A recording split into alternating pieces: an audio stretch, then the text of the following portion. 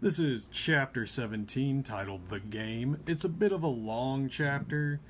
I think it's about 28 pages, so halfway through I might get tired and break it up into two parts, but I haven't decided yet. Just kind of decides on the pacing. Here we go. The Game.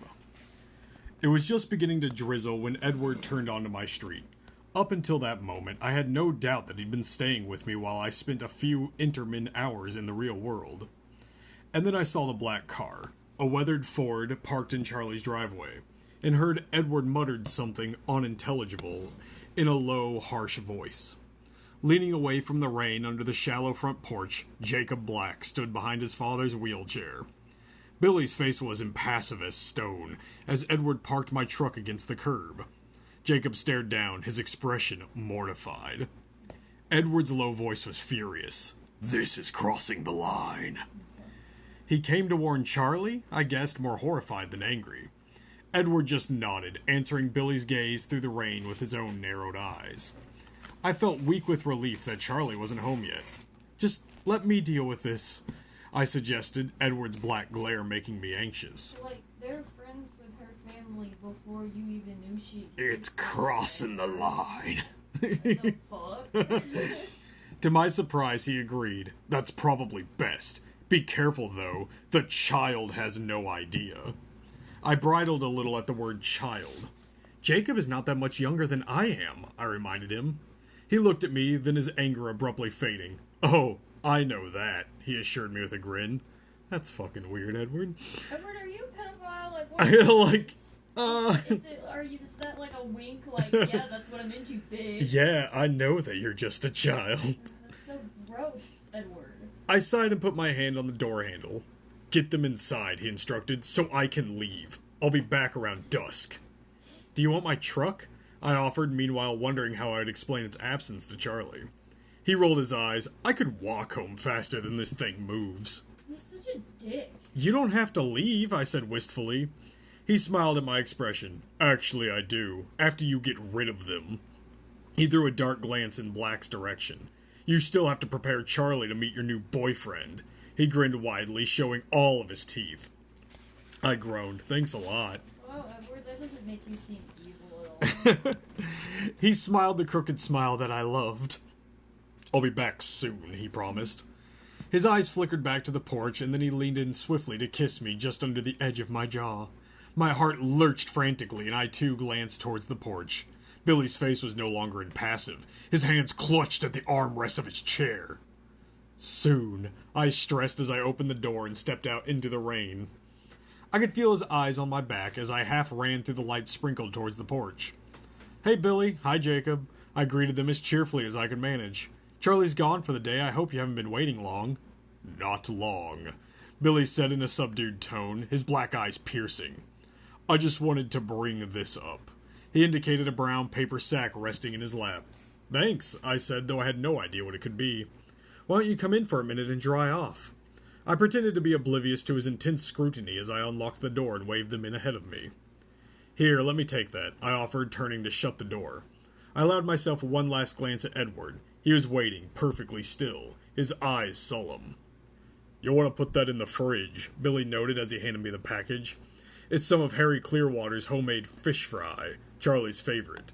The fridge keeps it drier." He shrugged. "Thanks," I repeated, but with feeling this time. I was running out of new ways to fix fish, and he's bound to bring more home tonight. "Fishing again?" Billy asked in a subtle gleam in his eye. "Down at the usual spot? Maybe I'll run by and see him." "How, you don't have any legs?" "No," I quickly lied, my face going hard. "He was heading someplace new, but I have no idea where." He took in my changed expression, and it made him thoughtful. "Jake," he said, still appraising me, "why don't you go get that new picture of Rebecca out of the car? I'll leave that for Charlie, too." "Where is it?" Jacob asked, his voice morose. I glanced at him, but he was staring at the floor, his eyebrows pulled together. "I think I saw it in the trunk," Billy said. "You may have to dig for it." Jacob slouched back out into the rain. Billy and I faced each other in silence after a few seconds. "Send the child into the rain." "Send the child." The quiet started to feel awkward, so I turned and headed to the kitchen. I could hear his wet wheels squeak against the linoleum as he followed. "He's coming." He always follows. It's really good that Bella's house is, handicap accessible. Yeah. I shoved the bag into the crowded top shelf of the fridge and spun around to confront him. His deeply lined face was unreadable. Charlie won't be back for a long time. My voice was almost rude. He nodded in agreement but said nothing. Thanks again for the fish, I hinted. He continued nodding, still quiet. I sighed and folded my arms across my chest like, Billy, why are you so fucking creepy, bro? Bella, he said and then hesitated. I waited. Bella, he said again. Yes. Charlie is one of my best friends. Yes? He spoke each word carefully in his rumbling voice. He's so awkward. You go on. I noticed you've been spending time with one of the Cullens. Yes, I repeated curtly. His eyes narrowed. Maybe it's none of my business, but I don't think it's such a good idea. You're right, I agreed. It is none of your business. Damn. Damn, I'm gonna be talked down to by this old man in a wheelchair.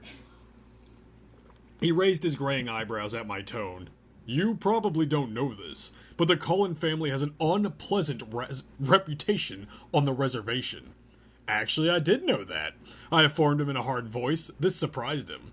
But that reputation couldn't be deserved, because the Cullens never have set foot on the reservations, do they? I could see that my less than subtle reminder of the agreement, that both bound and protected his tribe, pulled him up short. That's true, he exceeded. Where is this confidence? Bella's never like this. Yeah, it's like she's only confident when she's talking down to an old man in a wheelchair. Like, damn. All the rest of the time, she's too much of a little bitch. She's like borderline, like, I'll push you out of your chair, old man. Why don't you shut the fuck up? Bella's only a twat if she knows that, like, they can't protect her. That's true. His eyes guarded. You seem well informed about the Cullens, more informed than I expected. I stared him down. Maybe even better informed than you are. He pursed his thick lips as he considered that. Okay, Bella. Maybe, he allowed, but his eyes were shrewd. Is Charlie as well informed? He found a weak chink in my armor. Charlie likes the Cullens a lot, I hedged. He clearly understood my evasion. His expression was unhappy, but unsurprised. It's none of my business, he said, but it may be Charlie's. Though it would be my business again whether or not I think that's Charlie's business, wouldn't it? No, it's not, because he's your dad and you're 16 and Edward's 100 years old. I wondered if he even understood my confusing question, as I struggled not to say anything compromising. But he seemed to. He thought about it a while the rain picked up against the roof, the only sound breaking the silence. Yes, he finally surrendered. I guess that is your business too. I sighed with relief. Thanks, Billy. Just think about what you're doing, Bella, he urged. Okay, I agreed. He frowned. What I meant to say was, don't do what you're doing. He looked into my eyes, filled with nothing but concern for me, and there was nothing I could say. Just then the front door banged loudly and I jumped at the sound. There's no picture anywhere in that car. Jacob's complaining voice reached us before he did. The shoulders of his shirt were stained with the rain. His hair dripping rounded the corner. Billy grunted, suddenly detached, spinning from his chair to face his son. I guess I left it at home. Jacob rolled his eyes. Well, great. Well, Bella, tell Charlie, Billy paused before continuing, that we stopped by. I will, I muttered. Jacob was surprised. Are we leaving already? Charlie's gonna be out late, Billy explained as he rolled himself past Jacob. Oh. Jacob looked disappointed. Well, I guess I'll see you later then, Bella. Sure, I agreed. That's a lot of voices in a row. Take care, Billy warned me. I didn't answer. Jacob helped his father out the door. I waved briefly, glancing swiftly towards my now empty truck, and then shut the door before they were gone. I stood in the hallway for a minute, listening to the sound of their car as it backed out and drove away. I stayed where I was, waiting for the irritation and anxiety to subside. When the tension eventually faded a bit, I headed upstairs to change out my dressy clothes. I tried on a couple of different tops, not sure what to expect tonight. Literally so she could wear different clothes, just sit on the side of the baseball game that she's not going to play. In the rain. Yeah. Well, not the rain, because it's going to fall over right. the town that they have a perfectly clear meadow or whatever the hell. As I concentrated on what was coming, what had just passed became insignificant. Now that I was removed from Jasper and Edward's influence, I began to make up for not being terrified anymore. I gave up quickly on choosing an outfit, throwing on an old flannel shirt. Telling him to get fucked. Yeah. Knowing I would be in my raincoat all night anyway. The phone rang and I sprinted downstairs to get it. There's only one voice I wanted to hear. Anything else would just be a disappointment, but I knew that if he wanted to talk to me, he would just materialize in my room. It's not gonna be Edward, he's waiting outside your house.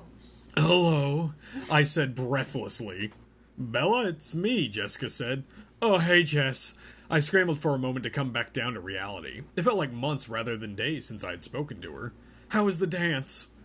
It was so much fun, Jessica gushed, needing no more invitation than that. She launched into a minute-by-minute account of the previous night. I ummed and ahhed in the right places, but it wasn't easy to concentrate.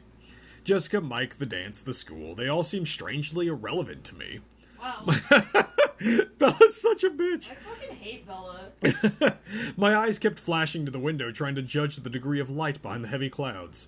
Did you hear what I said, Bella? Jess asked, irritated. I'm sorry, what? I said, Mike kissed me, can you believe that? Oh yeah, it's wonderful, I said.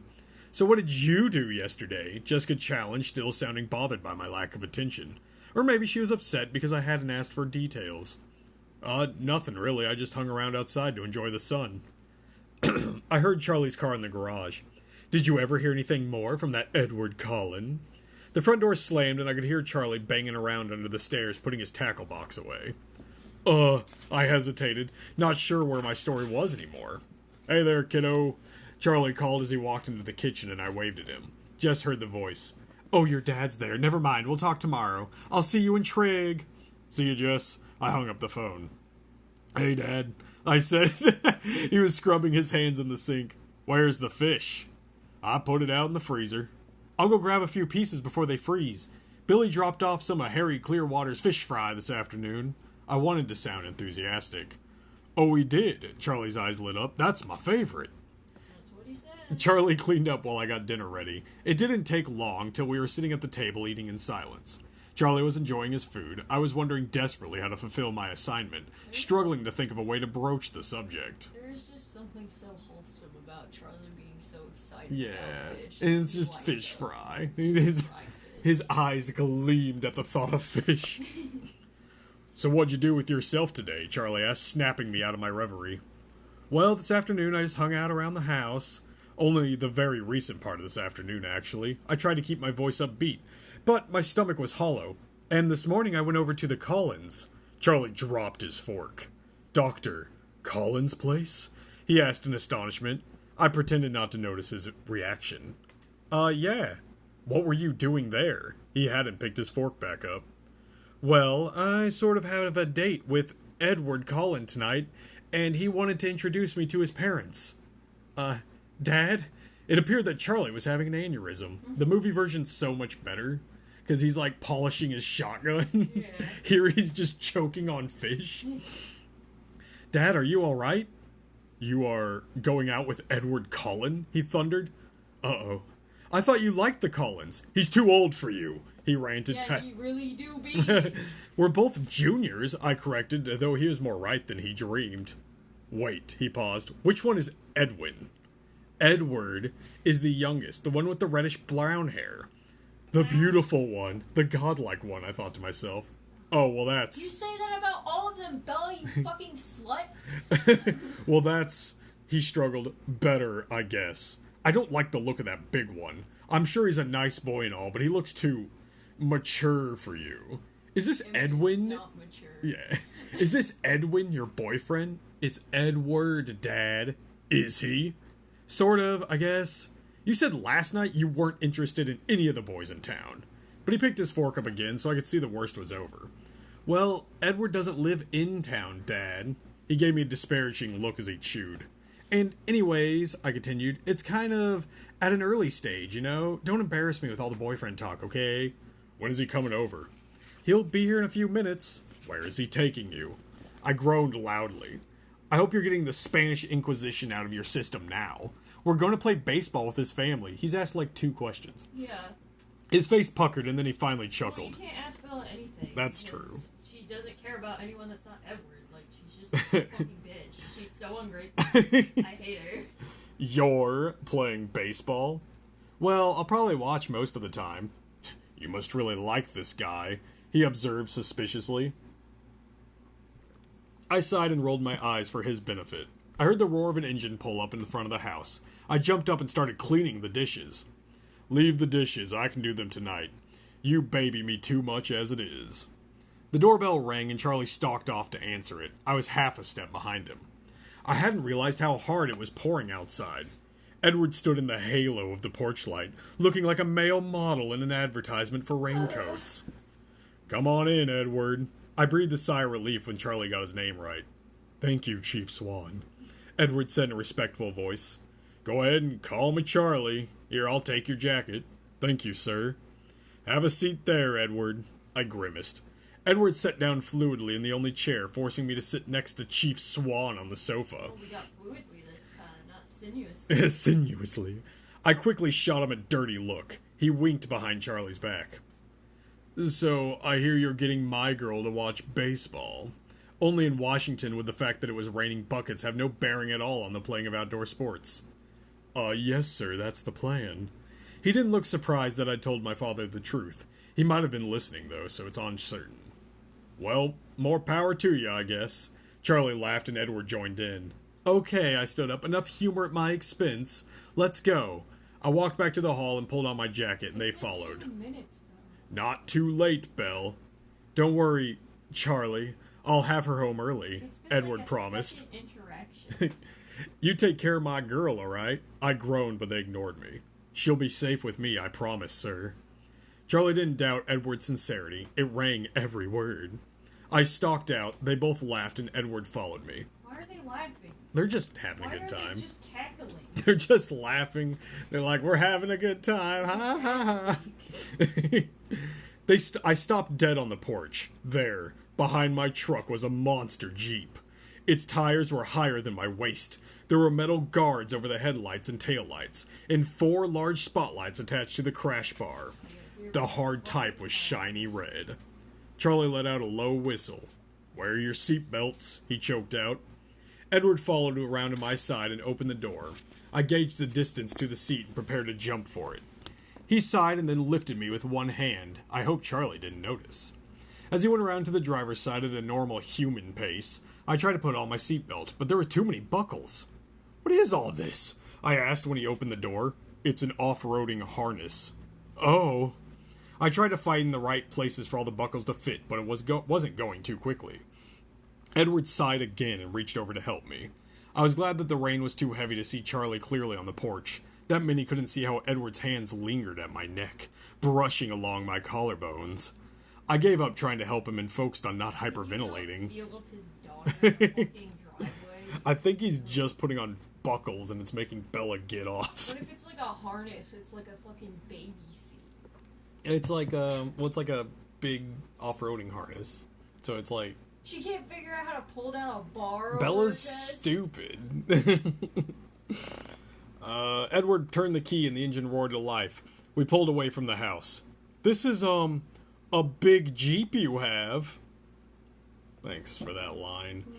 It's Emmett's. I didn't think you'd want to run the whole way.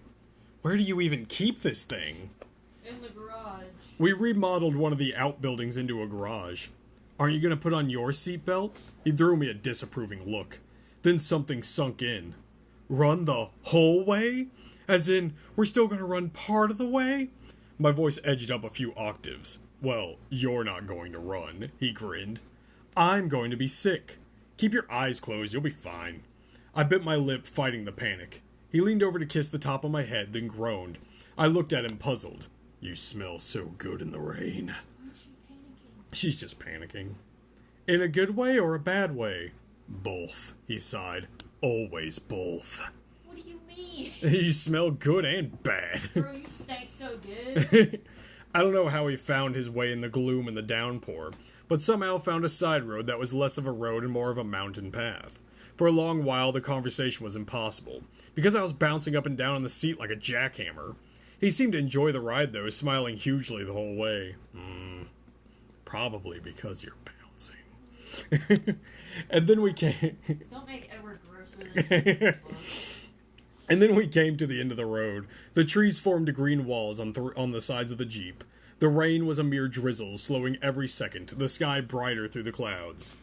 Sorry, Bella, we have to go on foot from here. You know what, I'll just wait here. What happened to all your courage? You were extraordinary this morning. I haven't forgotten the last time yet. Could it have really been only yesterday?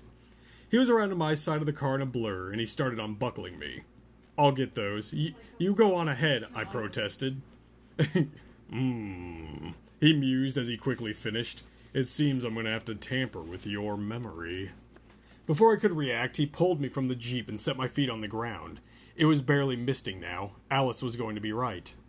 Tamper with my memory? I asked nervously. Something like that. He was watching me intently, carefully, but there was humor deep in his eyes. He placed his hands carefully on the Jeep on either side of my head and leaned forward, forcing me to press back against the door. He leaned in even closer, his face inches from mine. I had no room to escape. Now, he breathed, and just his smell disturbed my thought process. What exactly are you worrying about? Hitting a tree, I gulped, and dying, and then getting sick. He fought back a smile. Then he bent his head down and touched his cold lips softly to the hollow base of my throat. Are you still worried now? He murmured against my skin. Yeah. I struggled to concentrate. About hitting trees and getting sick. His nose drew a line up on the skin of my throat to the point of my chin. His cold breath tickled my skin. How about now? His lips whispered against my jaw. Shit you do, it's not gonna like remove the threat of death and sickness. Like you can do the weird nose thing all you want. The threat is still there. Trees, I gasped. Motion sickness. He lifted his face to kiss my eyelids. Bella, you don't think I would hit a tree, do you? No, but I might. There was no confidence in my voice. He smelled an easy victory. I'm going to stop here because that's the halfway point. And I'm going to do part 2 almost immediately. I'm just going to break it up into 2 videos so Instagram doesn't kick us off.